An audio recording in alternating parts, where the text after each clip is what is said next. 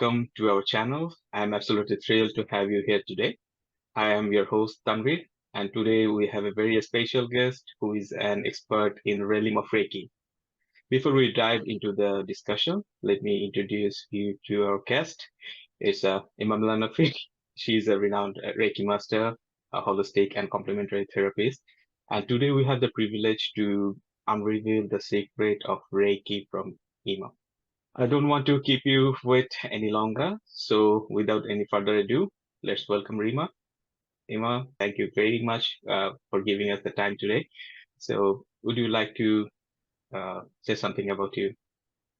Hi, Tanvir. Yes, thank you. And thank you so much for inviting me. It's wonderful to be here today. And I'm always thrilled to talk about Reiki and well-being and complementary therapies, the complementary therapies and things like that. I get super geeky about them. So yeah, you'll have to stop me if I talk too much. It's So okay. yes. We can carry on together. Yeah. I was a music student. That was what my degree was in. And then I ended up, as so many of us do, after graduating, in office work, Prince 2 project manager. And I was working in the public sector at that point. It was a really great employer. They basically paid for me to develop. They trusted me. They gave me responsible roles that were above my pay scale. And they really developed me and gave me the space and support I needed.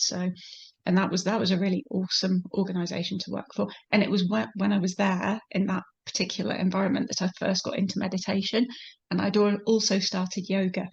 So I was kind of dipping my toe into those waters at that point. Yeah, that's the point when you introduced with spirituality. Yes, well, yes, I guess I had always had an interest in that because I came from a very strict religious background, which was very, this is how So do things I. are. Mm-hmm. Yeah, I know how that things work. Yeah. Yeah. Please continue. Yeah. Yeah. So you know what it's like, kind of questioning things and hitting Mhm. brick walls, but having that kind of interest still and Right. Yeah. kind of investigating things and working out what you think. And yeah, so I'd always had that kind of interest. My grandma had as well, although she was better at kind of working within the framework of that organization, that religious organization. When I was at university, I left that behind because I realized it was not right for me. And I needed to explore the world and not just be told how things were. I needed to find out for myself and trust myself. So fast forward back to that spirituality thing. I'd got to a point in my life where I was discovering myself. I was building a connection with myself. I was developing myself, and I ended up, because I learned to drive fairly late, and I ended up going on holiday on my own. I had been meant to go on holiday with a colleague, and unfortunately she wasn't able to make it. So I went to Spain on my own. I was driving on the other side of the road in a hire car to get to this hotel down the motorway. Oh my God. It was petrifying, but that was meant to happen because whilst I was in that lovely hotel in the middle of the countryside, 2 hours drive from the airport, I decided to try out my first shiatsu because they had a lovely little spa there, and that was just a jaw drop moment. It was like, this is me, this is for me, I recognized that was me connecting with myself and with the universe, whilst I was also being witnessed and having the space held by this amazing practitioner who was also a Reiki practitioner. And I knew I needed more of that. And I needed more of that from a spiritual, personal perspective. So yes, that's also how shiatsu came to be on my list of, my offering, I guess, my kind of portfolio of complementary therapies. It's one of those tools in the toolkit that I'm building up. So yes, after that, got a full-time role in project management in a not so great for me organization. I ended up having one of those existential crises where I was trying my best, and I couldn't let go of that because I'd worked so hard to get that job, but it was not right for me. I was not able to do what I needed to do, and I was not using my gifts the way I needed to. So I got very ill.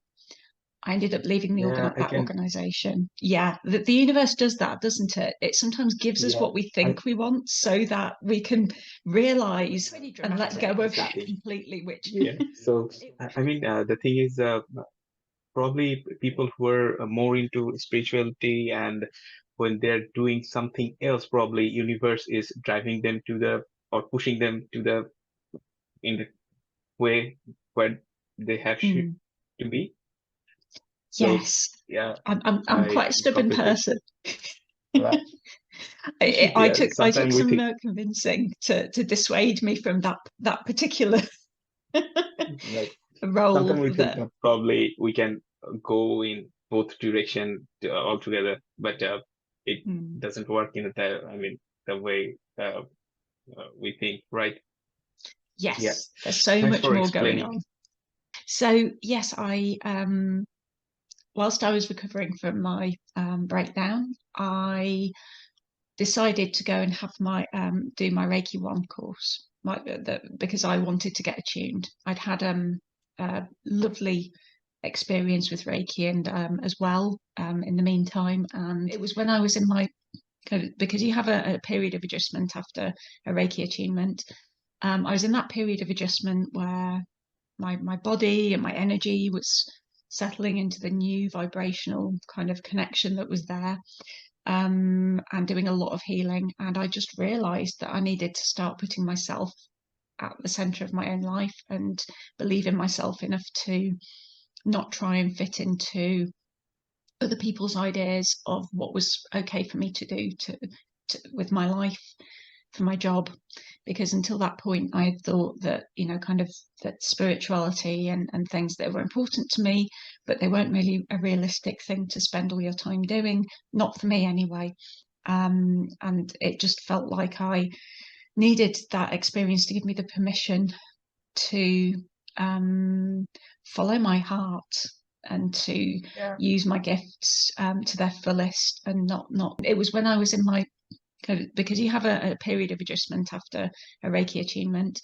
I was in that period of adjustment where my body and my energy was settling into the new vibrational kind of connection that was there, and doing a lot of healing. And I just realized that I needed to start putting myself at the center of my own life and believe in myself enough to not try and fit into and kind of have other people tell me what I'm allowed to do with them and not allowed to do with them, and that sort of thing. So that was really empowering, and that was the beginning of my journey that I'm on now, really, working with Reiki for humans and animals, teaching Reiki, working with healing meditations, and I incorporate Reiki into.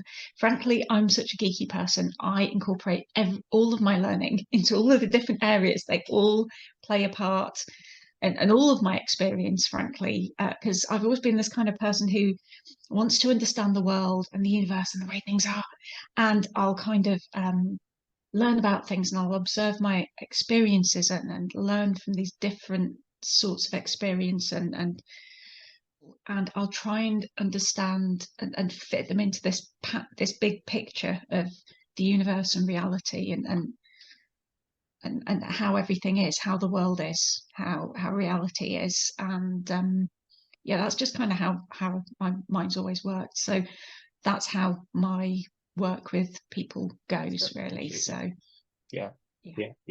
Thanks for it. So what exactly Reiki is, and what does that Reiki word, the term, refers to? Could you please explain it to me and the audience as well? Yeah. So Reiki is a few different things. Firstly, Reiki is a complementary therapy, which we'll have all probably heard of. Yes. And secondly, Reiki is a spiritual path, or at least, and it certainly was right at the beginning of when it started. it can be both, or it can be either for people when they learn Reiki. It doesn't have to be both, but it can be.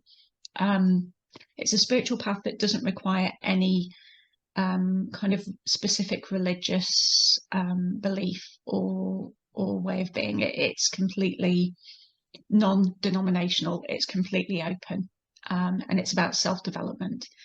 And it's also a form of energy. Now, the word Reiki often gets translated as universal life force, but actually in Japanese, the term means spirit or soul. So spirit, energy, ki means energy or life force. So there isn't really a direct translation because Reiki comes from kind of Shinto and Buddhism and Taoist culture.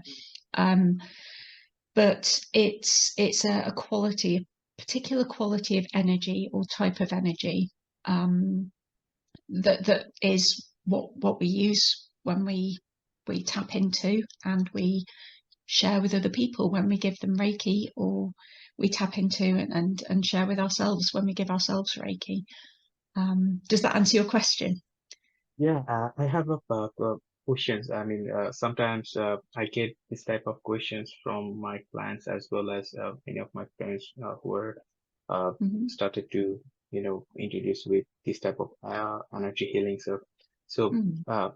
there is a Indian philosophy where we refer it to prana, Yes. and are those the same thing or it's different? So prana is more like it's a wider term. Prana is more like the term chi or ki, which is the life force energy, basically. That's my understanding of prana. So we take in prana with the breath, don't we? Yeah, The right. breath and Yeah, how we breathe. That's an important way of working with prana. Um, and that's there in China and Japan as well. In that kind of, because we're looking at the same thing through different frameworks, basically. yeah, Um, yeah, so I think so. Qi, everything is made of qi or ki in traditional Chinese medicine, and in that framework. And there are different qualities and phases of qi. It behaves in certain ways. So certain types of qi are more refined, like emotions and thoughts are types of qi, and they both have a different. They are more refined a version of or a form of qi than the energy that makes our hands or a table, for example, or a mountain. Um, and how qi behaves and its qualities um, have a bearing on how we work with it and how we interact with it. So I would say prana is more akin to the pure chi of the air around us, which is in traditional Chinese medicine. And that's then transformed when we take it into our bodies and when we work with it in certain ways. I think maybe prana also incorporates some other more refined forms of chi as well. I don't think prana is just Reiki though. I think because when we work with yoga, we work with prana, don't we? And when you are working with Reiki, it's not exactly the same thing as that. It's you can work with Reiki alongside prana, and it can be infused into the prana, but you do have to be attuned to Reiki to be able to work with it in that way. And there are other forms of chi that you can work with, which are similar to Reiki, but not the same thing as Reiki, that you can work with in that way as well. So yes, I hope that helps. yeah. Okay. In the Reiki realm, so nowadays we can hear about uh, philosophy, like Reiki philosophy, like the Eastern Reiki, Western Reiki. Hmm. So could you please explain that thing a little bit? So why those are Yeah, different, or yeah. I love this topic. Um, Yeah. yes, so I'll try not to talk too much about it, but basically, so the main differences come because Reiki, when it started, this particular when I talk about Reiki, I mean Usui Reiki, so the modalities that Mikao Usui, the founder of the Reiki that we've all heard of, started that. So 1922 that was. He attuned several different Reiki masters before he passed away. He passed away fairly young, unfortunately. But I get the feeling he lived quite a full life, and he enjoyed his life, and he did a great work whilst he was alive. So yes, he tuned some Reiki masters and some very few teachers. One of the people he trained had been working in medicine in the Japanese Navy before he got into Reiki. In fact, the Japanese Navy was had very strong connections with Reiki, especially with the kind of the higher, more senior ranks of the Reiki masters. I didn't know that. Okay. Yeah. So this guy who was a medic, he started his own clinic, his own Reiki clinic, and he kind of adapted what he'd been taught by Mikao Usui, and he introduced kind of certain hand positions to help with certain types of condition. And he trained people up, and basically the people working in his clinic, which was just around the corner from the hospital, he was right there in that kind of area of town. He became very famous for this because he would have two people working on every client. So it was almost like a bit of a mini Reiki share, because quite often that will happen at a Reiki share. Two people or more will give Reiki to one person. So yes, he was doing that. He became very famous. He had a lot of quite famous clients, I believe, in Japan at that time, celebrities and things like that. So he was very well known. Other people within the world of Reiki, within that whole group, formed a society. It's not clear as to whether that was formed before or after Mikao Usui passed away, but they named him as basically their founder or their first president, and that might have been done through kind of a respect thing, because his spirit was there with them, kind of thing. And that was called the Reiki Gakkai. And they were very much a closed group.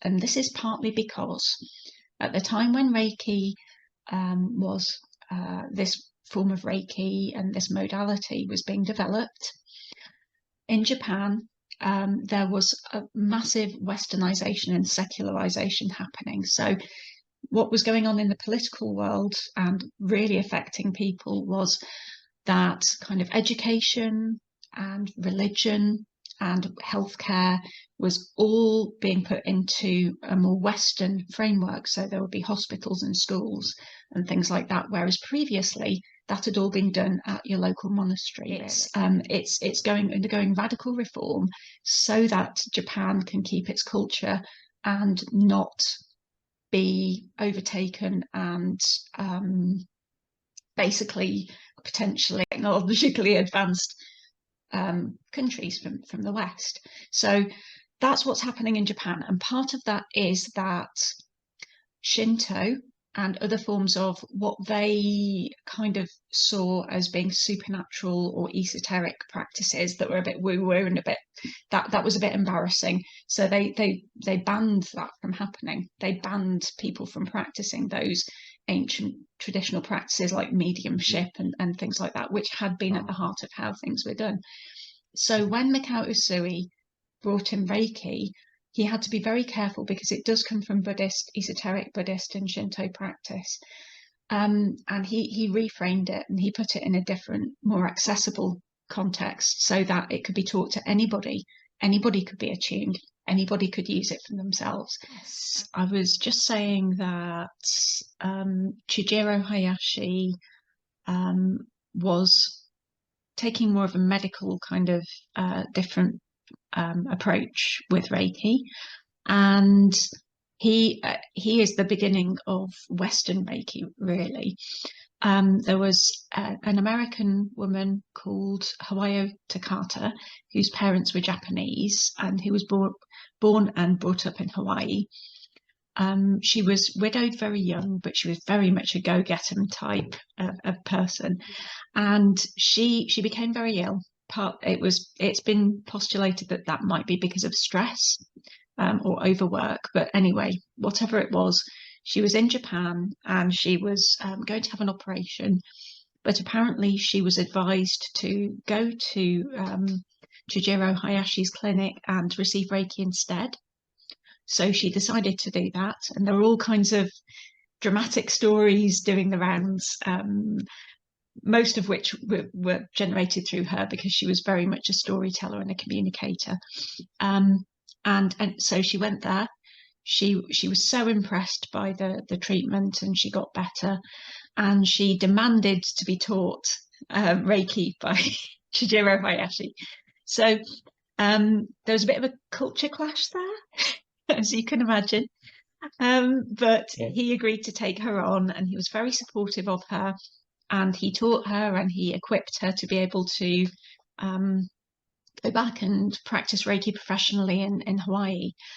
Long story short, he taught her to be a Reiki master teacher as well, just before World War II broke out. And she established a really thriving Reiki practice in Hawaii, which is America, in the run-up to and during World War II, which is no mean feat considering, you know, first of all, she was at risk anyway because she was of Japanese parents. So Americans used to view people in Hawaii with parents or lineage that was Japanese with a bit of mistrust anyway. So during the war, when they were officially enemies, she could have been put into effectively a concentration camp during World War II for practicing Reiki. It was dangerous times, but she was so tenacious. She rebranded it. She called it something else. She had lots of contacts. She made sure that she was able to, you know, she displayed all of her credentials for different kinds of therapies and things, and she carried on giving Reiki. After World War II, she went over to mainland America, and she basically set about spreading Reiki, spreading word of Reiki, teaching people, healing people. And she was so successful in doing this, even though there was so much prejudice and hatred for the culture that Reiki represented, because she connected with people. She resonated with them. She listened to them. She understood where they were coming from. So she would adapt how she taught Reiki. She would adapt how she talks about Reiki, because Reiki really is universal. But she took it out of its Japanese context and she cherry-picked the aspects to really, really make it easy for people to be able to see the similarities and to be able to understand it in a way that they wouldn't be pushing it away. And again, she had lots of celebrities. She taught people from Hollywood stars to office cleaners. You know, she taught everybody. She healed everybody. And yeah, it's thanks to her and her tenacity and her just real strong will in her communication and her that's real mastery. That is, to be able to resonate with people and meet them where they are, so in such a way that they will receive the idea, which actually is really against a lot of what they're being taught by or told by other people in their culture and their society. So yeah, she was an incredible person. So she's also the reason that we have different points of view on and information that she would teach sometimes was not the most factual in terms of the history of Reiki. So to be able to for it to land right with people who were Christian in America, she came up with the story of Mikao Usui being a Christian monk and teacher, and the idea that one of his students asked him about how Jesus healed people, and the fact that he was so impressed by Jesus that he wanted to learn how he did his healing, and that's how he came up with Reiki. That was not true, but she was working in extraordinary times, and do you know what, she got the message across, and so you do find these differences of in teaching from person to person, from lineage branch to lineage branch in Western Reiki. Yeah. So lineage is what people what it comes in other modalities as well, but basically it's looking at your family tree all the way back to the originator. So it's tracing who your teacher was and who their teacher was and who their teacher was, so that you can see your connection right back to the source, and B, what the influences will be on you and your approach to that therapy or that practice. So yeah, that's what a lineage is. Lineage in other modalities, it's not as powerful. It's an important concept, but it's not got all the oomph and power that Reiki has, because with Reiki you receive attunements or you receive empowerments, depending on whether you're in the Eastern or Western tradition, and that's another difference. Empowerments are more of a gentle, slight uplift in your connection to Reiki, and you would receive many empowerments if you were in a traditional Japanese lineage over the course of your Reiki journey. Whereas in the West, it's about, we need to get this person Reiki attuned so that they can go off and give Reiki, and we don't have much time. So it's a more powered up, it's a bigger step, so you get that step up in Reiki connection more quickly, pretty immediately, basically. So that's also one of the differences. It's about needs must, really, with the Western lineages. Thanks for clarifying that thing. Yeah. So another questions come up. It's about the practicality of Reiki. So it's like, do we need to believe in Reiki for it to work? Absolutely not. This is one of the other myths that does the rounds. People think that Reiki is a bit like faith healing, and that that you need to believe to be healed, and it's not the case at all. Reiki works whether or not you believe in it. Of course, if you have a problem or a blocker, or you're worried about it or scared about it, then you will create your own resistance to it, and you will not receive as much as you should do.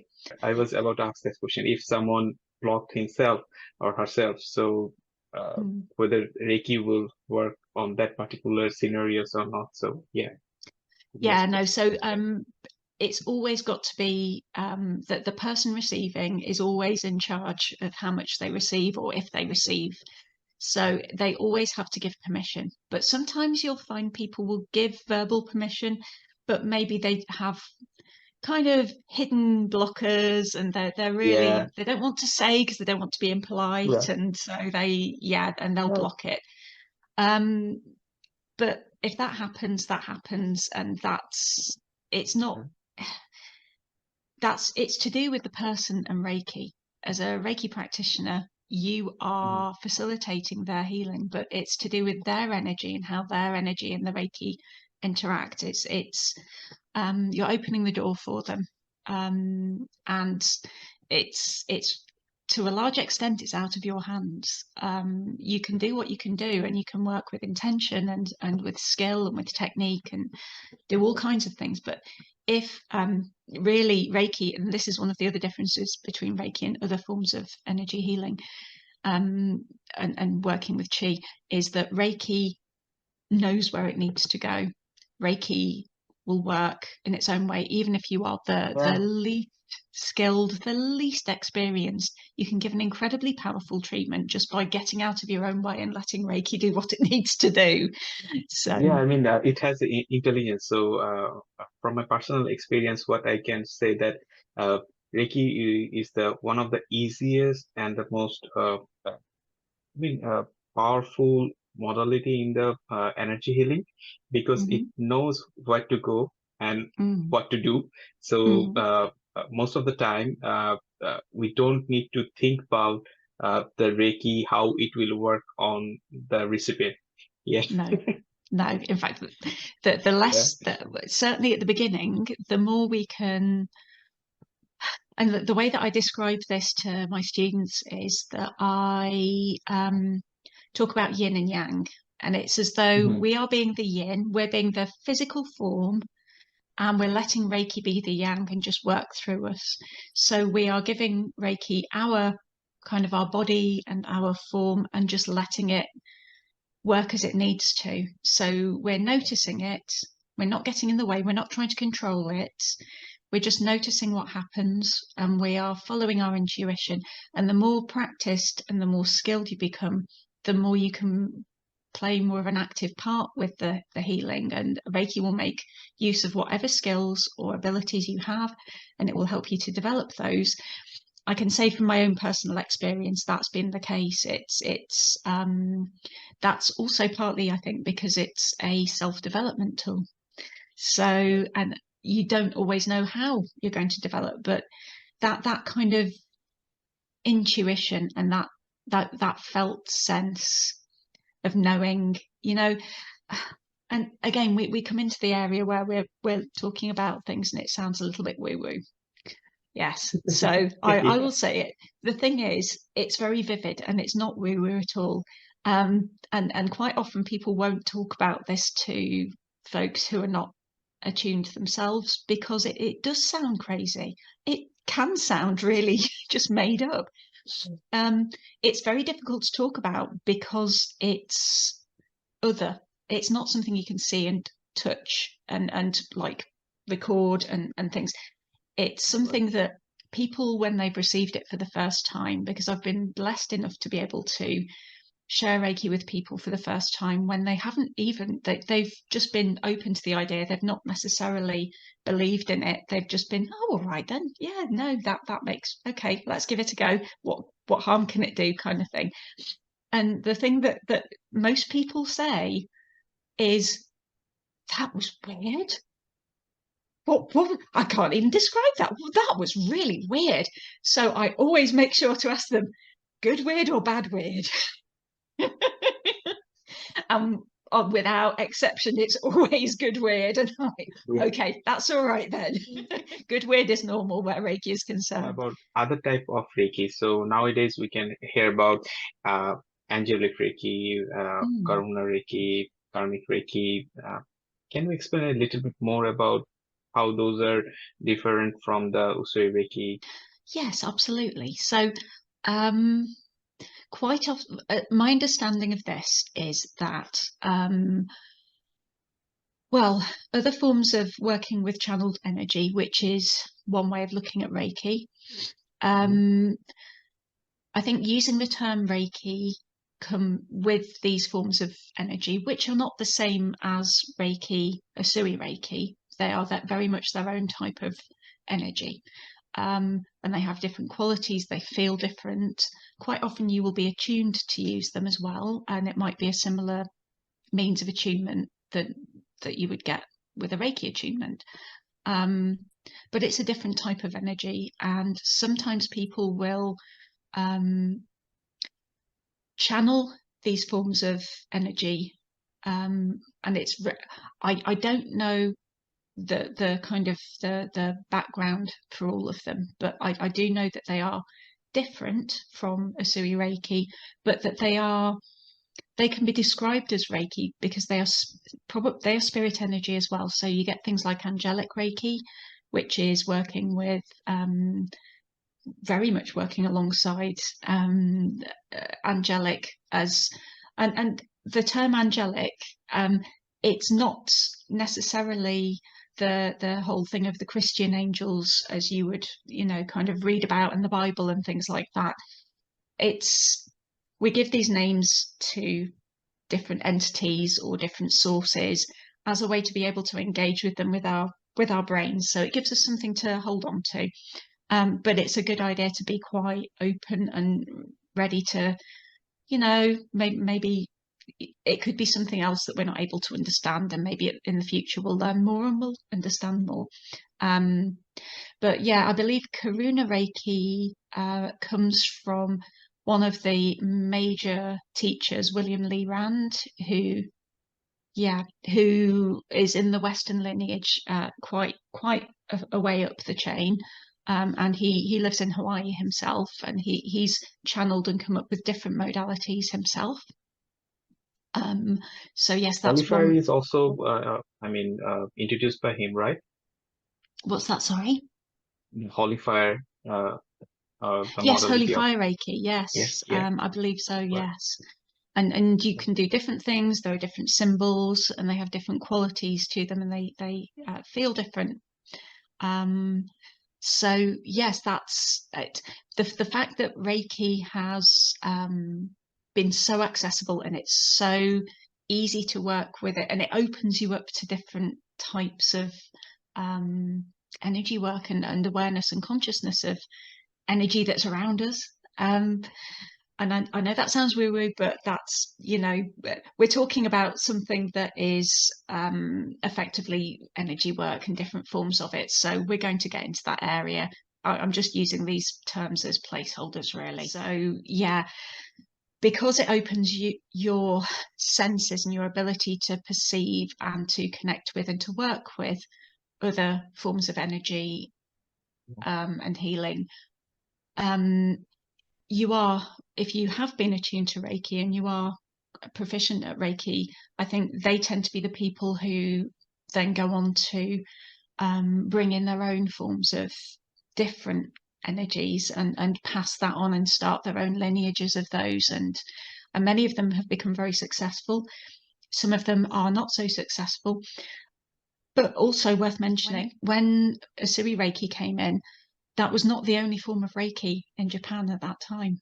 There were other people who went up onto Mount Karama who had their own enlightenment experience, who received other forms of Reiki and who actually called it Reiki as well.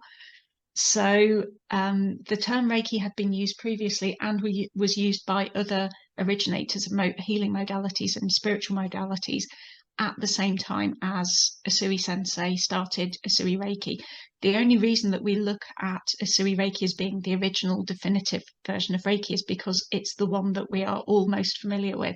It's been the most successful. It's the one that's still practiced today, and that people still, when somebody says Reiki, it's because of Usui Reiki. And likely it's because Hawaii Takata brought it to the West as well. But yeah, but just to give it that extra bit of context, that was not the only one at the time. You explained it very well, and it's also fascinating. So, apart from that, another question about, is Reiki limited to healing humans, or can it be applied to other aspects of life? So, can you please explain a little bit that? So, Reiki actually doesn't need to be limited by anything. Reiki is everywhere. It's all around us. It's like background radiation. It's everywhere. It flows through everything and into everything. When we work with Reiki, we are able to become aware of it, and we're able to make other people aware of it through our awareness of it. That's one way of looking at it. So you can use Reiki obviously for humans. You can use Reiki for your car. You can use Reiki on your pen or your pencil. You can use Reiki for your computer. You can use Reiki with crystals. You can use Reiki and with other forms of life. So you can use Reiki for other animals. So animals of other species than human. And that's a really amazing thing to do, because animals know what Reiki is immediately. And they are very proactive and very, very taking control in what they want and how they want. And they teach us a lot. But also Reiki, my Reiki master, Torsten Lang, carried out a series of scientific experiments a few years ago now. Oh, it would have been probably 2019 that the results were published. And there's one lab in Switzerland that measures the quality of water. And it does this very quickly by evaporating water and looking at the crystalline structure of the molecules that are left. So he carried out experiments on bottles of tap water at this lab, and some of them he gave Reiki to, some of them he didn't. And the bottles of water that he gave Reiki to changed their crystalline structure significantly. And not only that were they different, but they had increased and improved in quality. And he also tried giving distance Reiki, just to blow your mind even more, tried giving distance Reiki to some of the bottles of water from London to the lab in Switzerland. And they put it down on the table as he instructed, and he sent the Reiki. And then they were just flabbergasted when they contacted him and said, that bottle of water, that's changed as well, and sent him the photos. So there is scientific proof that Reiki works through this. Not only that it works, but that it has a physical effect, that it makes positive change every time, and that it's not just a placebo. You don't need to have a person in the room with you. You don't need to think you're receiving Reiki. And people have, quite understandably, the idea that it's just nice to be talked to and to have that kind of therapeutic conversation, and to have somebody there being sympathetic and wanting to help, that can be healing. And absolutely that can, but that is not what we're talking about, because frankly, I don't think the bottled water really cares who's sitting in a room with them. They're not going to just change their molecular structure because somebody's nice to them. So yeah, that rather knocks the placebo effect on the head. But yes, coming back to your question, Reiki works with anything, anyone, in any context. You're only limited by your imagination, and you're never going to do any harm by using Reiki, as long as the only thing is, you need to just make sure that you're being ethical and you're treating people in the right way. That's the only caveat. So, and Reiki works really well with other modalities and other types of treatment and other types of practice as well. It's incredibly adaptable. But as well, in a standalone context, it works really effectively too. Fantastic. So it sounds like Reiki has a lot to offer. So one last questions for today's session. So it sounds like Reiki has a lot to offer. So one last questions for today's session. So how safe it is? So more like for someone who came to you, should she or he be more concerned about any things like precautions or other things? So is it safe or not? Could you please give some light on that? Yes. So Reiki has no contraindications whatsoever, and that's something that the CNHC, the Complementary and Natural Healthcare Council, has said as well. It can be used in any context. It's completely flexible. It's suitable for people of all ages and all health conditions. How we use it does sometimes need to be adapted, though. If somebody, for example, has problems with hallucinations and delusion, or maybe kind of mental health mental illness, or kind of psychological disturbances, you need to be very careful, because a lot of activity, Reiki won't do them any harm, but it could be very disturbing, and it could be difficult for them to go through whatever they go through. So under circumstances like that, I would recommend having a very detailed conversation with the person beforehand, setting the boundaries, and only working hands-on and only working away from the head, so that it's a very, very grounding, physical, in the body kind of healing. So yes, Reiki does flow to where it needs to go to, but there are things we can do to work in different ways to tailor a treatment for people. Also, if somebody has very low blood pressure, it's a good idea to keep the treatment short, and again, work away from the head, and work on the body, because it can cause people to get very, very dizzy and to potentially, black out. So you just need to make sure that you know what a person's health is and any conditions that they have, any medications they might be on as well, because if they're on medication to manage a condition like diabetes, for example, where they need to maintain certain levels in the body, they need to be aware that they need to keep measuring a lot more regularly during and after Reiki treatments, or if they're having a series of treatments during the period during the period in which they're receiving those treatments, and to let their doctor know, so that they can make sure that the levels are maintained, because Reiki can change the way that the body processes drugs and medicine. So it's just being aware of the effects that Reiki can have, making sure people's expectations are set so they know what to expect, and so they can make an informed decision on the Reiki, making sure that you've got all the information you need to be able to make the treatment the right therapeutic, positive experience that it should be. And it's completely manageable. Also worth mentioning that some Reiki practitioners will not treat people who are pregnant. This is not because Reiki can harm the baby, it's because if pregnancy doesn't carry to term, people are human beings, and they might feel it might impact negatively on their perception of Reiki. With the best will in the world, they might know in their minds and logically that it's not the fault of the Reiki, but they will try to find a reason, even if there isn't a reason. It's just making sure that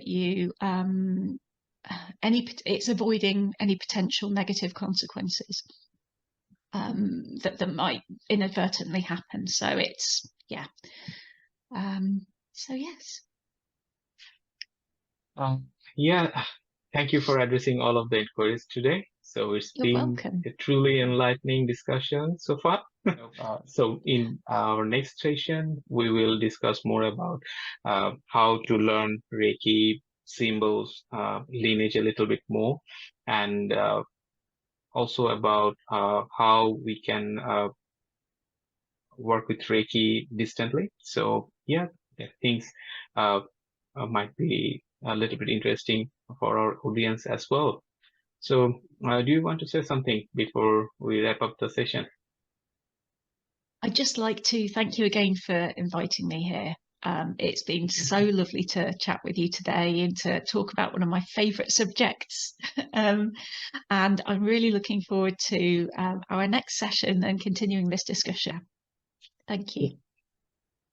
Thank you very much, Ima. So if you want to contact with Ima regarding Reiki or other healing stuff, you can check the description below. So before wrap up, remember to hit the like button and subscribe to our channels for more insightful conversation, right? Your engagement keeps us going, isn't it? Absolutely. And we both love questions, don't we, Tanvir? Yeah, leave the question below for us, and we will try to reply you as soon as you drop your questions. Yeah. Yes, we may not have we may not have the answer, but we might be able to point you towards somebody who does, or kind of give a bit of information that might help you on your journey. Until our next session, stay curious, stay open-minded, and keep exploring the wonderful world of Reiki. Thank you. This is Tanvir signing in. Bye.